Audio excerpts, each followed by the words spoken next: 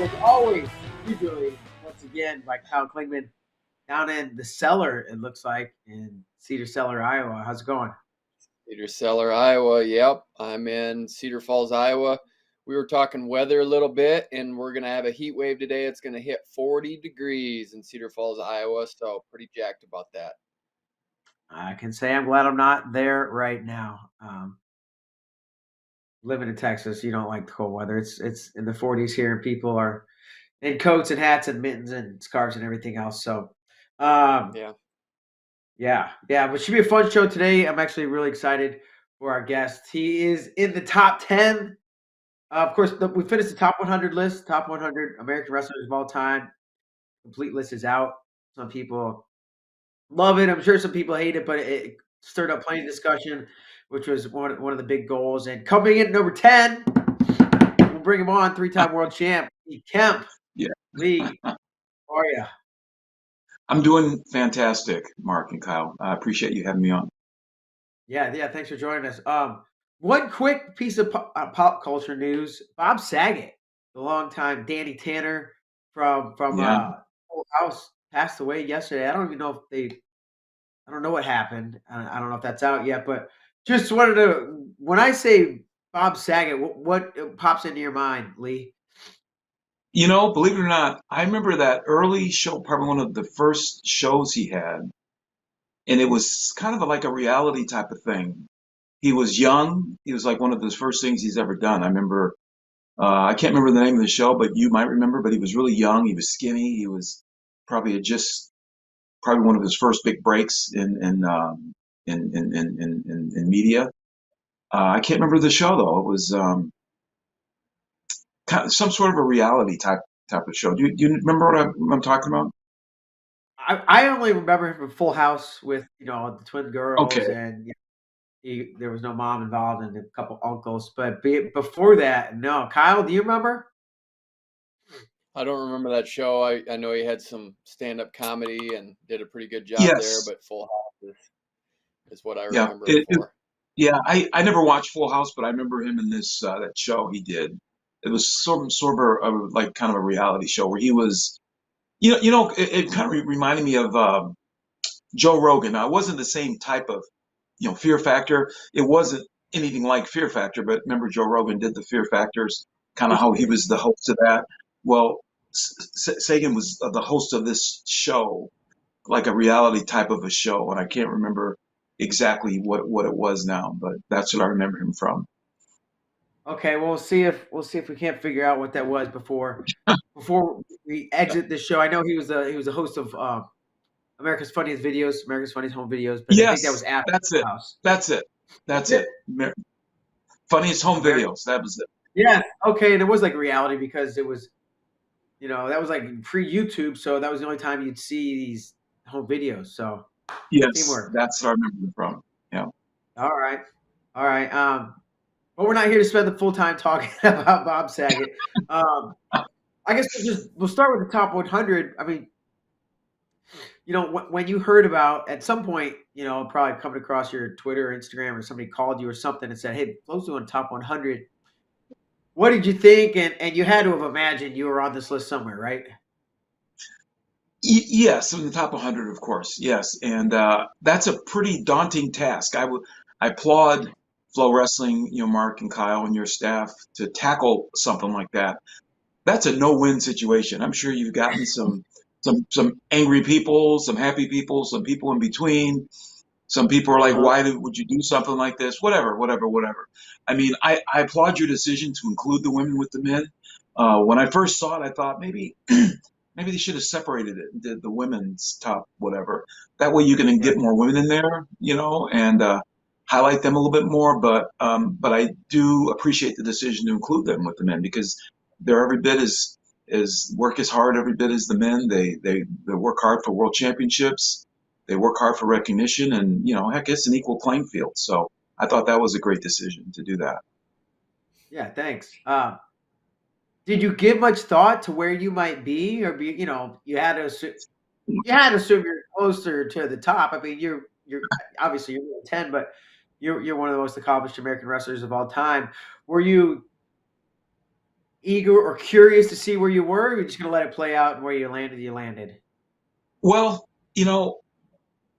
when you start to let your mind think about something like that, top 100 or whatever, the greatest of all time, and all that kind of stuff, ego creeps in. Everybody's got an ego. Everybody, starts thinking about what they've accomplished and where it may fit in. So yeah, I thought about it, and when it first came out, you were starting down from the like 100 up, and I was watching it for a while, but then I kind of forgot about it. But what brought it back to my attention was my son Adam, who's wrestling, and this is the point I want to make.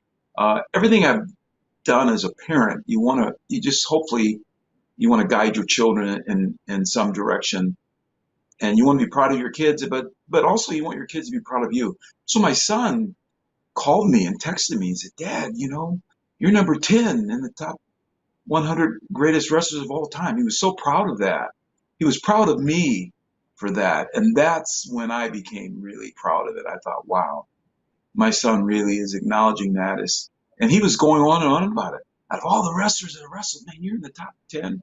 Man, you're in there with, and he started naming the names of Jordan Burroughs and Kyle Dake and, Cale Sanderson. And, it just, I mean, not that I needed to be legitimized in my son's eyes, but it truly was a pretty cool thing to have him acknowledge me that way. That's cool. I'm really glad to hear that. Uh, Going back to I know you don't have to go through the whole story. You got into wrestling, and you weren't great at first, but then you started to see success. At what point did you say, not even, gosh, I'm pretty good at this? At what point did you realize you were great? At what point did you realize, wow, I am like not just state champion material. I'm like competing for the upper echelon of Earth, and really good. Like I know, you don't just wake up one day and realize that, but when roughly was the time where that dawned on you, like I'm one of the best wrestlers on the planet? I have to, when you were talking, I've never been asked that before, so I was trying to think of, but the way I have to start this answer is coming from Northeast Ohio, and the wrestling is so rich and talented there. That's how I got my start. Before RTCs and before wrestling clubs and all that kind of stuff. When we're talking probably 1970, there was the East Cleveland YMCA, and there was a guy that ran a program there named Larry Kenyon. And it was YMCA. You roll the mat out, and some of the best wrestlers of that area, and even the Cars would go there. I saw Jimmy Carr in the room once. Joe Carr was in the room once. You might remember the name, the Milkovich family. Pat and Tom Milkovich. They were in that room.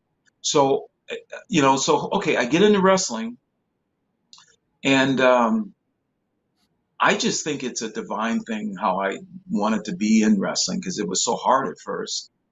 I just started in ninth grade. I didn't have any prior experience.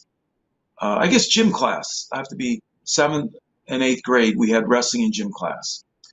And the gym teacher was a wrestling coach. He kept trying to get me to go out. I wouldn't go out. But 9th grade, I finally went out. So I had a little background in gym class, but made the freshman team. And I had success right away. You know, I only lost 2 matches on the freshman team. And then the first year I made varsity, I was like 500, you know, which you might expect. Yeah. But I didn't quit. I really, for some reason, I really liked wrestling. And I'm sure, Mark, you've seen this, maybe in your own life and career in wrestling. It's just something that resonates with you. You just like it. And it doesn't have, at least at the beginning, it doesn't have anything to do with success or winning. Uh, Yeah. you just like doing it. And, you know, and I just enjoy doing it. And I had the opportunity to go to the East Cleveland Y, and I was exposed to all these great wrestlers. And very quickly, I started to measure myself against these wrestlers. So to answer your question, Larry Kenyon was, I guess you would say, he was the first mentor coach. He wasn't my coach, but he was a mentor. I was this enthusiastic, eager kid. I was athletic. Yeah.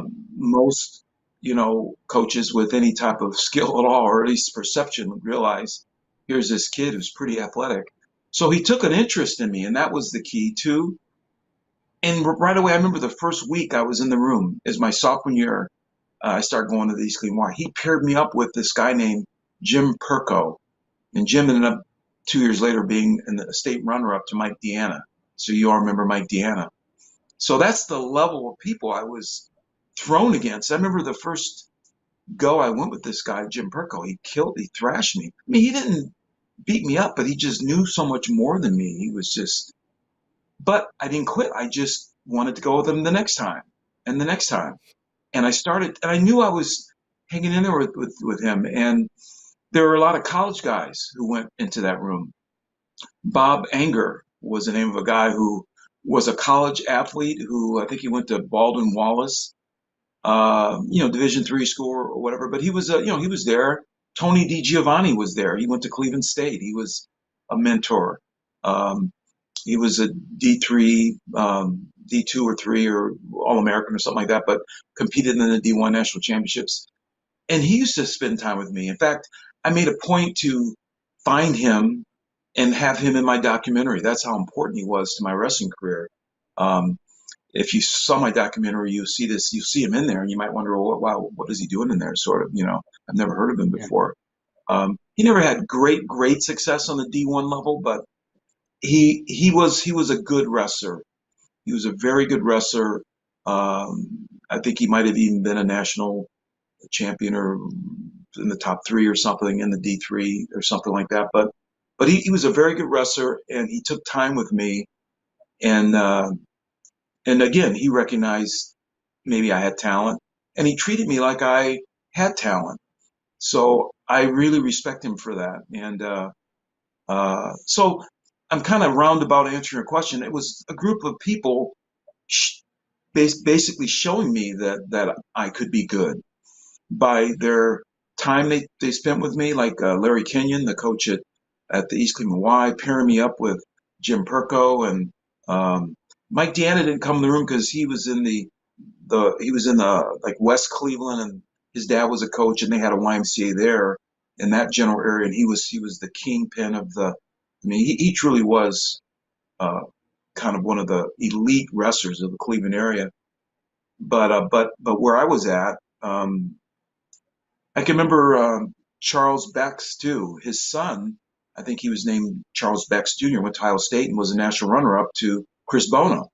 But his father was a college wrestler, John Carroll. I used to work out with him, Charlie Bex. So I had a lot of senior men, strong men who were that I was wrestling with. I remember working out with Jim Humphrey, actually. Jim Humphrey Sure. was, you know, from Cleveland, as you know, and quite a bit older than me, but he took time with me. Uh, I made a point to get myself exposed. You know, it was obviously before the internet and all that kind of stuff. But to give you an example, I mean, how would I start working out with Jim Humphrey? You know what I mean? It had to be some initiative from my end. I used to go to Mike Deanna's high school, Bay Village, one day a week, my senior year in high school, to work out with him because I wanted to have that level of competition. So my coach and his coach agreed. And again, I always tell people Mike Deanna didn't drive up to Chardon, Ohio to work out with me. I Right. drove about an hour and a half or whatever it was to get to West Bay Village, Ohio to work out with him. And he appreciated the workout too because he was so talented. He wasn't challenged in his room. I was the same way, but we challenged each other. And one day a week I did that. So it was a combination of me not quitting and not, being discouraged early on, having some love of the sport to the point where I just really enjoyed, I just was passionate about it. I wanted to be uh, training with the best people. And the last thing I'll say is to even some of the wrestlers out there, maybe looking for advice or something, is, and I give my son the same advice, you have to be willing to challenge yourself against the best. You can't be afraid of getting beat in the room. You can't be trying to protect something. Whenever there's somebody in the room that's good, you got to want to go with them. It's similar in business. I've heard some of the great business leaders, Elon Musk, people like that. They talk about wanting to have bright people around them. They don't care if they're smarter than them. They want them to be smarter than them. If you keep everyone at your level, your organization is only going to be as good as you are. So Yeah. whenever there was someone good, I wanted to wrestle. And that's like when I wrestled Gable, that was something that I could have avoided very easily and no one would have noticed, you know. But Right. I wanted. My coach tried to get me not to wrestle. Really, he sat me down in his office and said, "Lee, you shouldn't wrestle." And I'm like, what are you talking about? I want to wrestle. And it wasn't that I thought I was going to win necessarily, but I wanted the opportunity. And I always worked out with the toughest people in the room. I remember working out with Chris Campbell. I mean, everybody in my era, there wasn't a person in my era I didn't wrestle. I mean, I wrestled Wade Chalice twice, Desick probably 4 times, Trello 5 times. I mean, I wrestled Schultz 14 times, Jim Zaleski. There was no one in my era that I didn't wrestle. Bruce Kenseth 3 or 4 times. Um, I can remember when our college wrestled Oklahoma State. I was a graduate assistant then. We went to Stillwater. I can remember working out with Mike Sheets. I mean, I was there from Wisconsin getting our guys ready, but Mike Sheets was working out, and I wanted to work out with him just because I knew Yeah. he was good, and we trained. We went really hard together. So I always worked out with the toughest people when they were around. In fact, when I won my first world title, Gable was the only guy that I kind of wanted to work out with because no one wanted to work out with him really. He was so intense as a training partner, but I wanted that. So every day I look forward to working out with him. So I mean, so that was, don't know if it totally answered it, but I think it was early on just being matched with good people. So as coaches out there, don't be afraid to throw your wrestlers against good people. They may get beat up, but I mean, you truly have to get beat up before you really know what's inside of you. You may quit. And if that's the case, maybe you deserve to quit now rather than 2 years from now. But, Yeah. but if you're getting beat up and you're challenged by that and you want to get better, that's the guy, that's the athlete that you want. And I was that athlete. So Sure. Um, as you were coming up, through high school and college, clearly there's no flow wrestling, there's no internet, there's no YouTube. How do people follow the sport? Because it's not, you can't just flip on NBC, CBS, and it's on there, and it's probably not. I don't even think they had. Maybe they had USA Wrestling magazines or papers that came out once a month or however long. But how did you or most people keep up with the sport? that's a great question, but it's a question that mirrors history, right? I mean, all through history, when you look at you know Paul Revere, I'm making a stupid example, but you Yeah. know that whole scenario, how he rode and alerted everyone. I mean, it was similar to that. It was kind of like word of mouth. If someone was at a tournament and some great things happened, people were on the phone, not cell phones, of course, but they were just they called somebody and they talked to them about what happened. And um, so word traveled, it traveled that way.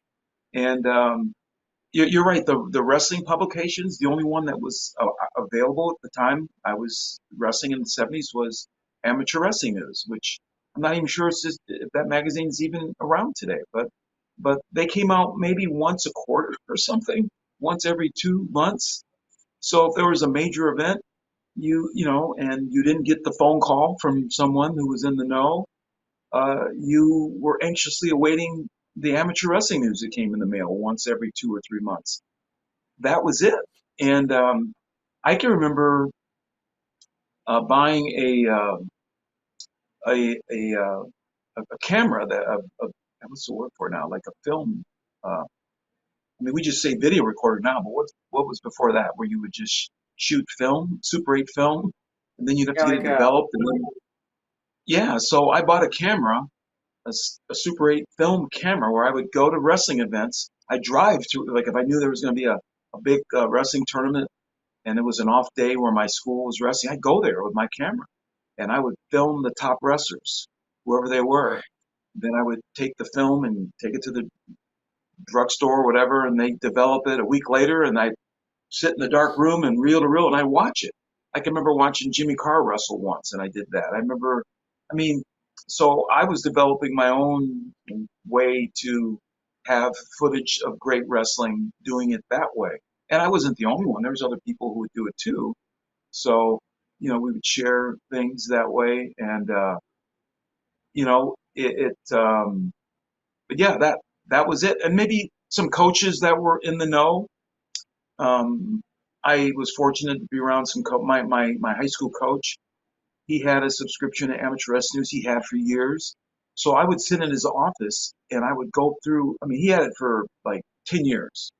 So he'd had issues from when Gable was competing, and I would I would borrow them. I would just use a nice term. I would borrow them, take them home, and and look at them. So I mean, I was just always very interested in what was uh, the history of wrestling and even the current events in wrestling. So I knew all the old names in wrestling. I knew Jim Tannehill, Bobby Douglas, some of the black wrestlers. I remember when Lloyd Keiser won a world title. That made me believe that, hey, maybe I can win a world title. I remember seeing all the name Gable and all, Gene Davis and, you know, Rick Sanders, and I was looking through all those magazines constantly, identifying who these good wrestlers were. That's pretty awesome. So when you would go and film, I think that's really cool that you were going and filming wrestling yourself and watching it. Are you studying what they're doing? And is this opponents, Yes, potential opponents, or is this just good wrestlers and you just want to see good wrestling and watch what they did?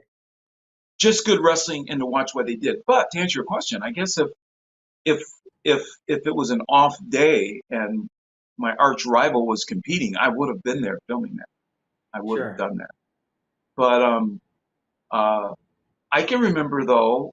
I can remember though. I didn't film it, but I can remember going to watch a competitor on an off day where we weren't wrestling Chardon to watch my competitor. I studied Wow. it a lot. I mean, I studied my opponents quite a bit. Uh, the rankings that came out in the Cleveland paper every week were important to me. I can remember when I wasn't in the rankings and I finally popped into the rankings. So I knew who the top wrestlers in my area was. And then I knew their schedules because it was easy to find. And again, if they Yeah. were wrestling on an off day, I would be there. But even without that, uh, on Sunday, after the conclusion of the weekend of wrestling, I'd be scouring and see who beat who, and just making my own decisions on who was good and who was someone I had to really look out for. Like if I beat this guy by 1 or 2 points and this other guy smashed him, then I knew that, oh boy, I got to worry about this guy. He's tough. I mean, just things we would do that today. Um, Yeah. but yeah, I did that. I definitely did that. Did you do that? Obviously, you can't go to Bulgaria or Russia on a whim to go film your opponents. But once you got to the higher levels, did you have access to film on the top level guys in the world or some of them? No, the only time I got exposed to that was, let me think. Take your time. I can remember seeing some video floating around of Gable when he won the Olympics. I think there were some people like Don Ernst and, some names like that, people who were videoing back then. And somehow he would put stuff together. I can remember seeing it because I was making sure I was like in those circles of people, coaches and people like even like the Jim Humphreys of the world. Jim was an active competitor. I'm just making this up, but let's just say he had a film of something. Of course, I knew him, so I would watch it. I would make sure I would be in the inside of those type of things. And I would probably say to you, I probably did see some film like that. Yeah. I can't remember if Jim Humphrey had something, but I'm giving you an example. I mean, I knew people like that, and Jim was around. He was competing, and uh, uh, and again, I can remember going to watch Jimmy Carr wrestle, and I filmed him myself competing. It was some like he was wrestling the Russians or something. I don't know whatever it was, a World Cup or something.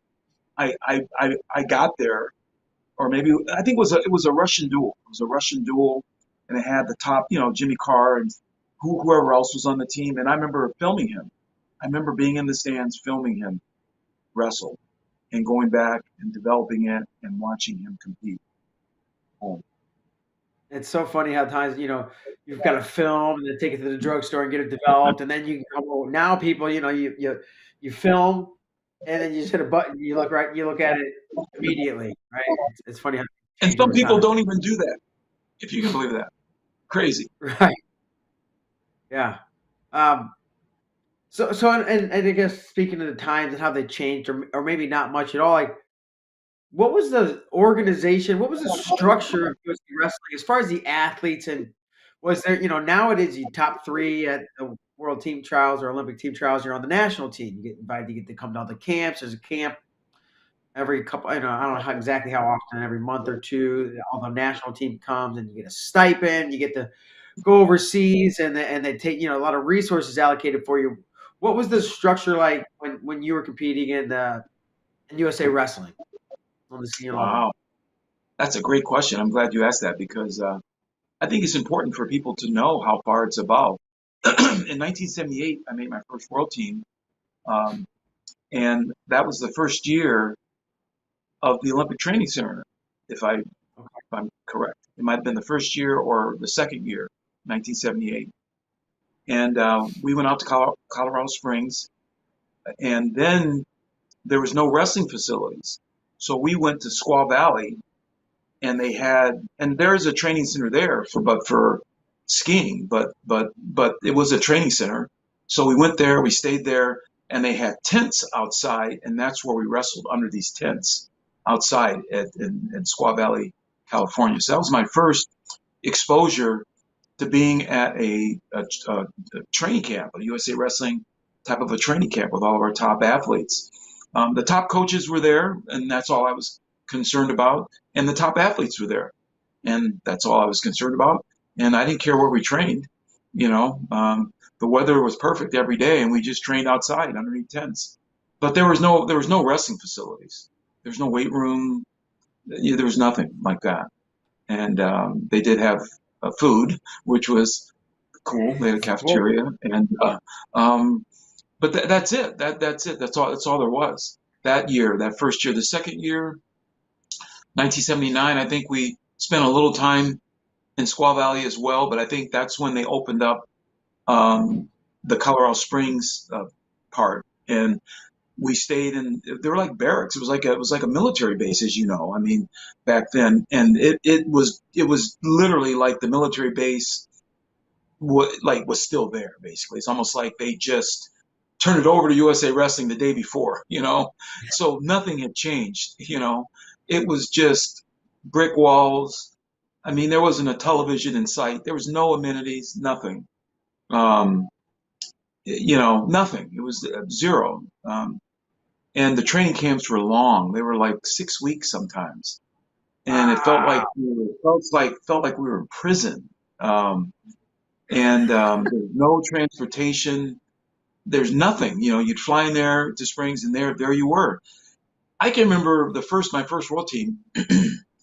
The camp was getting a little bit long, and Dave Schultz was there, and we got to be friendly toward each other, even though we competed against each other. And Dave had a motorcycle, and he was going home one weekend. We had a weekend off or something, and I guess he wasn't going to take his motorcycle, and he asked me, "Lee, you want to just take my motorcycle for the weekend?" And man, that seemed like just a key to freedom. You know, I mean, I took the motor. I took it everywhere. Went down to Lake Tahoe, and we're just riding all over the place. I mean, it truly was an exercise in learning how to deal with um, just having nothing, like a Spartan type of a existence. And maybe it made us tougher. I don't know. It sure would have been.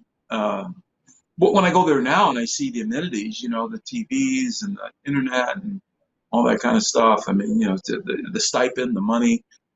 Speaking of money, golly, there was nothing there. I mean, when you went to a camp like that, uh, that like I'll put this in perspective. My third world championship, the year I became the most successful American wrestler ever in terms of the number of world championships. I won 3 of them in 1982. I had a bronze as well, so I had four world medals. Um, I didn't take a warm up to the training camp or a singlet, or I guess I did have a singlet for some reason, um, but anyway, I'm thinking I'm going to get gear because we always got gear, right? That was kind of the highlight. Get a USA warm up, get a new pair of wrestling shoes and running shoes. We got none of that.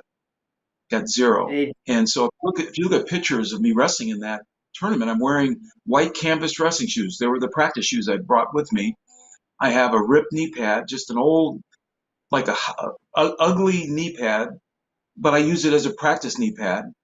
And then the singlet I had was kind of a more of a stretched out one that I don't know why I had that one in my bag, but I did get a warm up. The coach said, "Well, you had one from some other teams you were on." So, and I'm like, "Well, don't I get a wrestling shoes or something?" Nope, nope, nope. So I was like pissed off. So I had this yellow Adidas warm up that I had with me, and through the world tournament in Edmonton, I wore that yellow Adidas warm up around and the ripped knee pad, and I had this old singlet from previous world championship. And then when I won, I was the only guy to win. I was pissed off. So I was going to get on the word stand with the yellow Adidas warm up on. And this is no disrespect to Jim Peckett. It wasn't his fault. He was the coach of that team.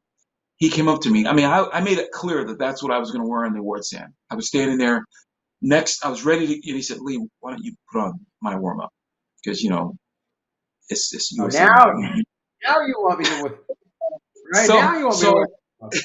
So I put it on. I get on the award stand. So when I'm getting off, I'm thinking, well, at least I got a warm up. He says, "Lee, I got that warm up back." So he took the warm up back. So that's my era. That's kind of how. And to take it a step further, I was in my 50s. I was way outside of wrestling. When I got my first pair of like wrestling shoes given to me, and that only happened because I was in Chicago. I had a wrestling club then, and I needed some wrestling shoes. So I was going to go buy some. And this good friend of mine I was with said, "Lee, you of all people, you have to go buy some wrestling shoes? Don't you know somebody that could give you some shoes?" And I said, "Well, I guess I know Nick Gallo. I can give him a call." He said, "Well, have you ever gotten any gear before from wrestling?" I said, "No, no one's ever." I said, "I got gear every year." And it wasn't gear. It wasn't a lot of gear. We got a warm up and two singlets and some wrestling shoes, and that was it. We didn't even get bags back then. So I said, "Yeah, I know Nick Gallo. He probably would give me some shoes if I were to call." I mean, I'm in my 50s. I mean, so I know Nick. I'd call Nick up, and he felt really bad and embarrassed almost. So he gave me a bunch of gear, a bunch of shoes, stuff. So I did get gear, and maybe it was because I never asked. But, so maybe that's my fault, because I never asked anybody, but But so no one just came up to me and gave me stuff. So that's just what I'm trying to say. When I was competing. That's wild. And I think it's really neat that you now have had the opportunity to like reunite with Team USA well past the end of your career. I know in 2008, you were part of the Olympic team, the Olympic coaching staff. I know just this past, what was it, spring or something like that. I saw you out in Georgia, right out near Yes. Atlanta, with the at the training camp. How different are things now from that perspective versus when you were coaching? I mean, when you were wrestling. Sorry. Things obviously are very different. One is, I made reference to the length of the training camps. The training camps now are very short, which, I guess that's kind of how you have to evolve because in my era, the only way you could work out with the top wrestlers is you had to go to the World Training Camp. That was the central point where all the top coaches were there. And if you wanted to, like, if I wanted to work out with, say, Chris Campbell, I had to, I kind of had to go there and be on the world team. It wasn't like I would just travel to Iowa City and work, and that didn't really exist a whole lot then, like that. Um, now the era of today, you've got your personal coach, you've got your own RTC that you've decided to land at and train at. So you've got your staff of people that trained you, and you kind of want to be with those people. So you'll go to the World Olympic Training Camp for a short time, a week maybe, just to be there and get some solidarity with your teammates. But you want to go back home, go back to your environment. That's the biggest difference that I see. When I competed, there was no personal coach. I can remember when uh, my unsuccessful bid to make the Olympic team in 1984. When I was at the Olympic trials, there's no one in my corner. There was no coach in my corner. I was there by myself. Well, we had like Andy Ryan was there too. Andy made the team, but he was there basically by himself too, and it just wasn't a thing then. I know Russ Hullickson was our college coach, but it wasn't that connection wasn't a level higher that this is my coach and he's gonna train me and follow me around and make sure I'm ready. That didn't exist. It just wasn't. It just that connection wasn't there. Now there might have been some athletes that had that because they just happened to be in an environment with a good coach, and that coach on his own dime paid to go to the tournaments. And then when I wrestled in the uh, my unsuccessful attempt to make the Olympic team, I can remember sitting in my corner was just a mentor, a businessman mentor of mine named Terry Shockley. He was a former wrestler in his day, but he was the president of our fundraising club of Wisconsin. He was just a businessman. He was the president of several businesses in town. He was just a very supportive guy of me and the team. And Terry was there in the stands, and he saw I was there by myself, and he came down out of the stands and sat in my corner, just to give me some moral support and encouragement on probably one of the biggest competitions in my life, trying to make the Olympic team. So that's how different it was in my era. There just didn't exist. It just didn't exist, and there was no way you could make money at it. You'd be ruled a professional, and it was in the era before Michael Jordan and Serena Williams were competing in the Olympic Games.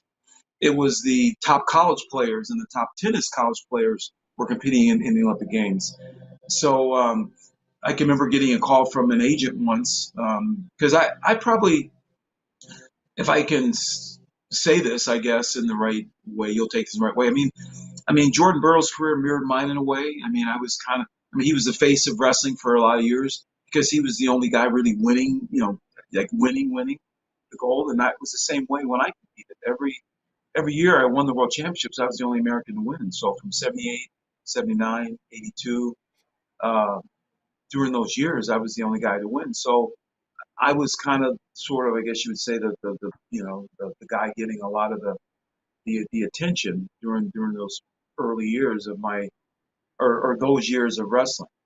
Um, that's a lot different than it is now. But even during those times when I was getting attention, I couldn't take advantage of the attention from a monetary standpoint. Like I was mentioning, I remember the International Management Group, which was a top sports management company firms. They still are. They approached me once, and they because I was starting to get because 1984, most people thought I was going to make the Olympic team. So Life Magazine did this big spread, and I had a feature in there. Uh, Actually, very similar to Jordan, by the way, for the Olympic team that he ended up not making. But it was very similar. It was a big spread on me, and I didn't make the team. But so I got a lot of attention, and I had some attention, like I said, from International Management Group.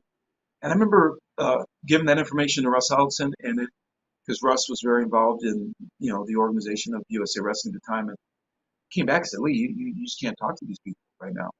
You know, this is the biggest event of your life. If they rule that you were having discussions with them and you make the team, you can be ruled ineligible." So I just couldn't communicate with them. I remember they were talking about want to do a commercial with me or something like that. Um, so yeah, things are very, very different, obviously. And then because I was a vegetarian and I was really focused on my diet and all that stuff, I didn't eat in the Olympic Training Center. Not that the food was bad, but I wanted like my food. I wanted like Yeah. health food. So Colorado Springs had a lot of nice vegetarian-oriented type of restaurants. I went to those restaurants and paid for the meals there every night. So um, anyway, so yeah, it was very different. Yeah, and glad to see that things have changed both within USA Wrestling and giving more than just a little bit of gear. They get stipends, and I'm sure they get tons of gear, and the amount of resources and coaches and everything. I think it's come a long ways. And then the idea that these athletes, Jordan Burroughs of the world, can make money and continue to wrestle because that's the avenue for these guys, and that's how they make them. They truly are professional athletes. So now there's an opportunity for wrestlers to move on and continue to wrestle and make money. So super glad to hear that. I know Kyle's sitting over here. He's got a set of questions and a little game we like to play with our guests, and he's been patient this whole time. And I know he's just been chomping at the bit. So I'll shut up and I'll let him take over. Lee, it's our game called Sweat It Out. You mentioned earlier that you like a challenge and that you're seeking out great challenges. So this is going to be a challenging set of 5 questions. So if you're ready, are you ready to sweat it out? Okay, here we go. All right. So we took a little different format. The first 4 questions are a different format. So these are true or false questions. So number 1, true or false? 74 kilograms is the greatest wrestling weight class in U.S. history. True. That's absolutely true. That's absolutely true. I don't have my buzzer. Number But ding. 2. Yeah. Number 2. True or false? Lee Kemp is the greatest 74 kilogram wrestler the United States has produced. You know what? I will say I had a lot of confidence in myself. As I'm gonna have to preface it a little bit too. I would be disappointed in any of the other 74 kilo guys sitting in this chair right now, and if they didn't say what I'm going to say right now, I'd be disappointed in them. So I'm going to say yes. I think I was the best guy. Absolutely. Good answer. I mean, what do you think, Mark? You giving him that? It's your game, Kyle. All right, you see, he's getting off the hook easy. I like the answer. Absolutely, you should say true because you're freaking awesome. Number 3, true or false? Lee Kemp is a better wrestler than Dan Gable. Wow. Tough questions, Kyle. Jeez. You know, the depth of experience. There's an 8-year gap between us. First of all, and I have to answer it by saying if Dan Gable and I would have wrestled just 20 minutes later after that Northern Open match, it might have been a different match. I think Dan was good enough, and I surprised him. And he told me after that match, long after, we were like maybe 10 years ago, he said, "Lee, it never occurred to me that you would actually try to beat me." Okay, so I think Dan was good enough where if he would have known that it was going to be that type of match, I think it would have been maybe a different match. I don't think I'm better. Or at least if you try to compare even that match. Because we worked out quite a bit after that. a lot after that. And I remember he got the better of me, and then I started to inch up, and like around 79 and 80, I think I was to where I could just beat him if we work out. We worked out quite a bit actually. But that first year, right after I did win that match, that was the Olympic year in '76. I was an alternate on the team. I was around Dan a lot. We worked out quite a bit. He was better. He just had more experience, more depth of experience. He was better. He was better, but I was getting better. So to segue, Mark and I had a discussion yesterday. Mark asked me this question: could Gable have gone on another Olympic cycle and been successful? What do you think about that? Oh, absolutely. I watched him. I watched him in the room in '76, train with the guys. I mean, there's no one that can compete with him in the room. Not even me. I mean, I could compete with him, and I was getting better and better every day. I mean, I'd have some good days with him, but I saw no one even challenge him in the room. And I like Lloyd Keiser a lot, but he still could beat Lloyd back then. So at least when I saw him work out with him, and Dan just didn't wrestle long enough. I mean, in terms of the John Smith greatness, I think it was just a different era then. It was just, to me, similar to Cale Sanderson. Cale won his gold medal and then started coaching. I just don't think he wrestled long enough to prove his greatness, in my opinion. But I think he could have, but he just did. He got into coaching immediately after that, and never really because he was coaching, and Dan got into coaching, and never really looked back. So, um, you know, it's. But the thing that Dan said, not to me directly, but I read the things that he said, and I got to know him. You can have a lot of talent. You can go in the room and you can win. You could be at a really, really high level. But that's different than being all in mentally, and that's why he decided not to wrestle after the Northern Open match.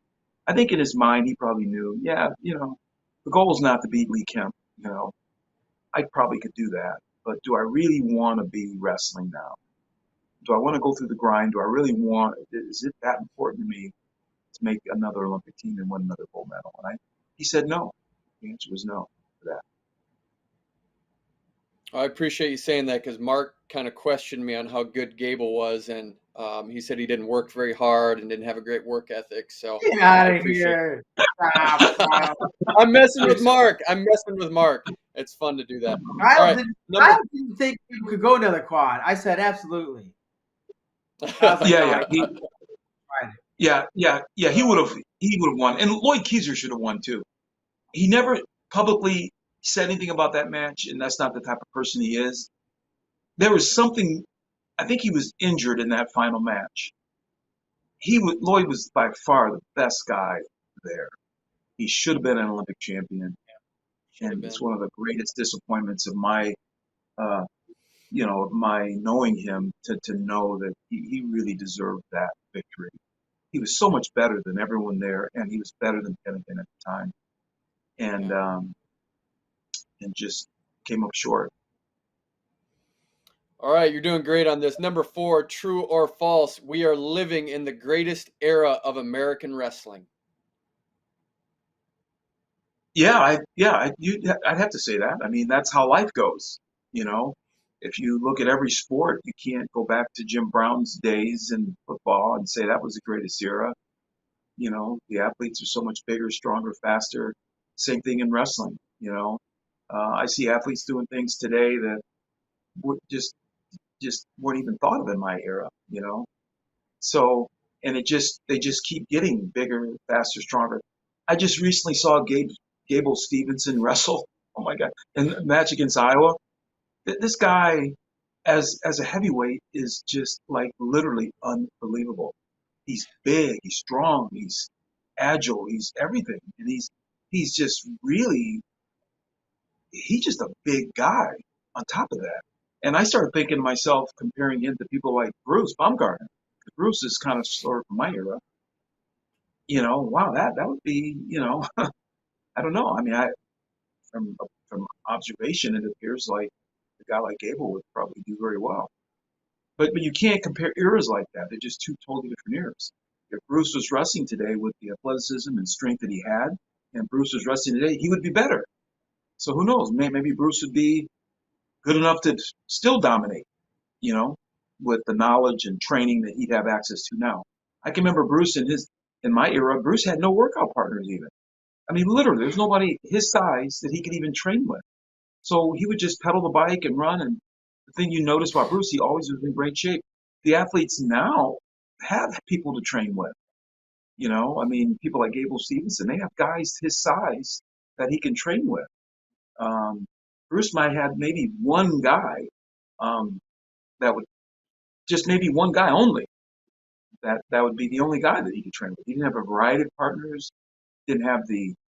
I remember watching Gable Stevenson go with Jaden Cox once, and he wasn't using his size, but he was just matching move for move and quickness for quickness. That type of stuff didn't exist for people kind of in our era, my era, So I have to say the era of today is obviously better. I mean, sometimes I get excited about what if I was wrestling today? What it would really be like? Um, I would have to believe that to win multiple titles in this era, it's got to be harder, I guess, because you have so much more access to training methods and strength methods and diet and nutrition and all that kind of stuff that the athletes are just going to be more prepared, and they have access to video, and they travel so much more, and they have so many more styles available to them to try to learn from, and coaches and regional training centers and all this other kind of stuff. So Yeah, I'm going to say true, although my favorite era is the early 80s era to follow. I love that era, but I'm going to say true. That's absolutely true that we're in the best era ever. Number 5 is actually a question. What year did the U.S. men's basketball team boycott the Olympic silver medal? ooh, wow. I don't know. I don't even know that. I didn't even know that we've ever 19, done that. yes, in 1972, there was a fiasco between the Soviet Union and the United States. The United States thought they won the game. It was over, and then they went back and put time back on the clock. Soviet Union threw the ball down court, scored, and won the game. And the 72 U.S. team boycotted the silver medal ceremony and not accepted them to this day. Wow. So, Wow. Never. 1972. Yep. The true That false hurts. are a little So that's what, yeah, the true or false were actually easier on that. I thought you would know that, but we educated you. There you go, man. Great job. Well, You're out of Lee, the you brought it out. what was he? 4 out of 5. 4 out of 5. Yep. All right, that's passing. That's passing, Lee. Well, shoot, Lee. I know we're kind of running down towards the end of the line here, but man, I really appreciate you coming on. We got a little project coming out, and within the next month or so with Lee. So people, stay tuned. Be on the lookout for that. Really excited.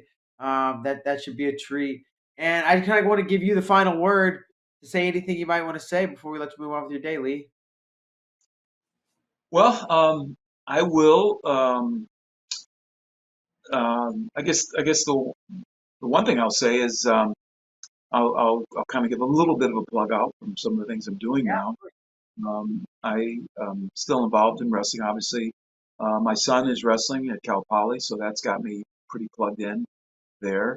I'm hoping to move down to San Luis Obispo to be part of that RTC there, so that's kind of some exciting news for me. I have a book coming out. It's kind of like a biography that kind of might go along, might mirror the documentary of my life right now. The book's called Legend on the Rocks. Finishing that right now. And again, I do have a book out now called Winning Gold, motivational book. And there's a documentary about my life called Wrestled Away, the Lee Kemp story. So you can find about all those things on my website at leekemp.com. And also am working at developing opportunities to keynote speak at groups, and I've been doing some of that as well. Awesome. Well, that's fantastic, Lee. Man, it's always a joy and a real pleasure to sit down with you. You're, staple, a solid piece of wrestling history. And every time I get to pick your brain, man, I learn more and more. And really, really am fascinated and appreciate every opportunity I get to chat with you. So thanks so much for joining us today. Have a great rest of your day, and we're looking forward to this little thing coming out in February. Awesome. What's it going to be called, actually? Does it have a name associated with it? Top secret. I can't. If I tell you, I'll have to kill you. Okay. I'm sure people will hear about this soon enough. So, Lee, thanks so Okay. much, man. Have a great day, and we'll catch up with you soon. Sounds great. Thanks. Bye-bye. Thanks. Bye. All right, Kyle, man, another fantastic show. Lee Kemp, number 10 all-time American wrestler, and one of the greats. And the stories and the knowledge is always great to catch up with him. Big fan of Lee Kemp. I've learned so much from him. And like you said, every single time I just add something new that I learned from Lee that I apply and learn about the history. What a treasure trove of knowledge. So he never disappoints. Yeah, absolutely. So fantastic show today. Thanks so much for tuning in, folks. For Kyle Klinkman, I'm Mark Bader. We'll see you next time.